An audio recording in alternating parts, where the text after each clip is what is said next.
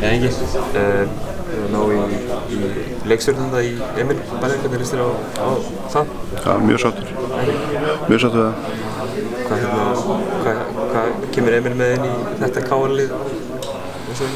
Hann kemur með part af því sem að Brynjar skilja eftir sig og stóran part af því sem að Darri var að gera. Þannig að fyrst að hann bara góður leikmaður og hérna þetta er náttúrulega mikil áskorun fyrir hann og vera hluti af einhverju nýju hérna í KR. Þannig að hann áttur að koma með fína hluti. Nú það að gera áframhaldandi samning við Björn Kristjáns. Já, mjög mikilvægt.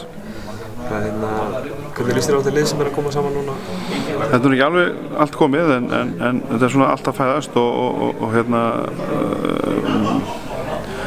við þurfum að fá öflugan Kana í stöðu 4-5 og við erum nú í þeirri vinnu núna, ég og Hjalti og hérna við þurfum að hafa balansinn réttan í liðinu og það er alltaf það sem gerist núna með þessu regluverki að maður getur tekið leikmenn erlendis frá þá í þá stöðu sem vantar. En við teljum okkur svona vera langt komin með það sem við ætlum að vera með í byrjun og hvað við ætlum að fara að staða með. Verða margir erlendi leikmenn á skrá?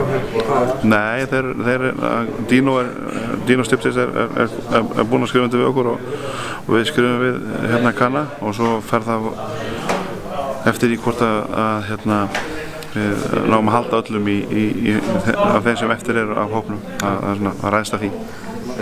Talar að ná að halda kannski eitt stórt nafn sem að bera á góma, það er leikstjórnarinn Pavel Ermolenski. Hvernig hvað hann alltaf að gera? Það er í ferli og það eru góðu menn að vinna í því. Og ég vona innilega að hann verði með okkur því hann er frábær körfuboltamaður og hann hefur gefið KR-liðinu hérna alveg gríðarlega mikið og ég vona að KR-liðið hafi gefið honum ennþá meira og þannig náum við að teka saman en það verður bara tíminn að leiða ljós. Takk.